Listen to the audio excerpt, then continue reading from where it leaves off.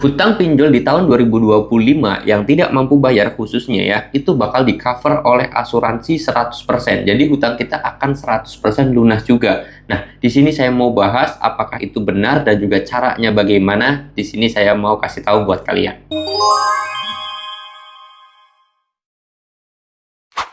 Assalamualaikum warahmatullahi wabarakatuh teman-teman semuanya. Pada kesempatan video kali ini saya ingin membahas tentang yang namanya hutang pinjol plus asuransi. Karena banyak sekali berita yang beredar, yaitu khususnya di media sosial ya, kayak di TikTok, kayak di Facebook gitu kan.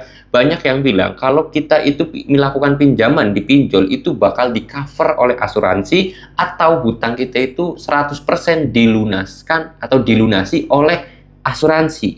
Apakah itu benar? Dan semua pinjol itu memang di cover sama asuransi atau pinjol itu bekerja sama dengan asuransi. Di sini saya mau bahas ya teman-teman semuanya.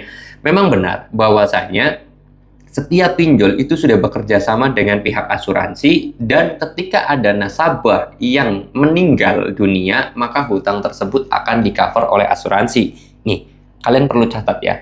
Kenapa kok seperti itu? Karena ini berdasarkan aturan OJK tahun 2024 yang mana semua pinjol itu diwajibkan menggunakan asuransi. Apa asuransinya? Namanya asuransi jiwa kredit. Nah, asuransi jiwa kredit ini bisa berlaku juga di bank dan juga di pinjol, teman-teman. Tapi kalau untuk pinjol, ini baru-baru ini ya, belum lama. Tahun 2023 itu belum ada, tahun 2024 itu pun ada di pertengahan. Nah, jadi semua pinjol itu sekarang itu sudah bekerja sama dengan asuransi. Tapi perlu diingat buat kalian semuanya, bahwasanya hutang pinjol yang di cover oleh asuransi itu ketika nasabahnya meninggal dunia. Udah, itu aja. Kalau misalkan nasabahnya masih hidup, itu hutangnya nggak bakalan lunas ya. Jadi banyak sekali yang beredar di media sosial seperti itu terhadap di cover semuanya hutangnya sama asuransi. Terus kalian suruh konsultasi, terus kalian suruh bayar, terus kalian ditipu lagi akhirnya. Hutang kalian mah tetap ada, duit kalian juga hilang karena bayar konsultasi, terus ya kalian namanya tetap masuk jelek. Seperti itu ya. Jadi tolong buat teman-teman semuanya, ketika ada informasi apapun, baik itu dari TikTok, dari YouTube, dari Facebook, tolong kalian cerna ulang, tolong kalian itu cari informasi lebih dalam lagi, lebih detail lagi. Apa yang saya sampaikan kalian boleh googling di internet ya. Karena saya sendiri sebenarnya di sini juga ada tablet yang mana saya sendiri itu setiap membuat video atau membuat bikin konten itu berdasarkan informasi yang tepat. Nah, saya sendiri biasanya cari informasi itu dari detik.com, Kompas TV, Liputan 6, CNBC, CNN, terus situs resmi OJK. Itu sumber-sumber referensi yang sering saya jadikan patokan untuk saya buat konten ya. Jangan percaya sama Tribun News. Saya jujur apa adanya aja ya.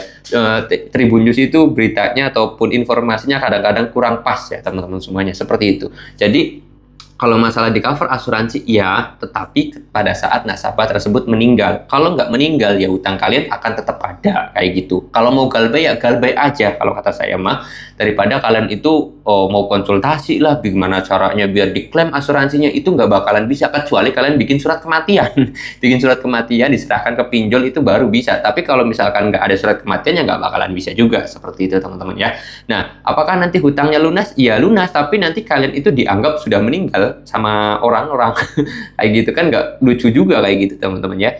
Jadi buat teman-teman semuanya, tolong kalau ada berita di media sosial jangan mudah percaya seperti itu. Nah, terus kemudian masalah asuransi ini teman-teman ya, kalau misalkan kita di cover asuransi atau hutang kita 100% di cover oleh asuransi ketika kita galbay, ya otomatis hutang kita hilang dong. Nama kita di slip OJK-nya juga bagus lagi dong, karena udah dibayari sama pihak asuransi. Tapi kenyataannya pada realnya ketika kita melakukan pinjaman ke bank itu nggak bakalan bisa. Nggak percaya? Boleh dibuktikan.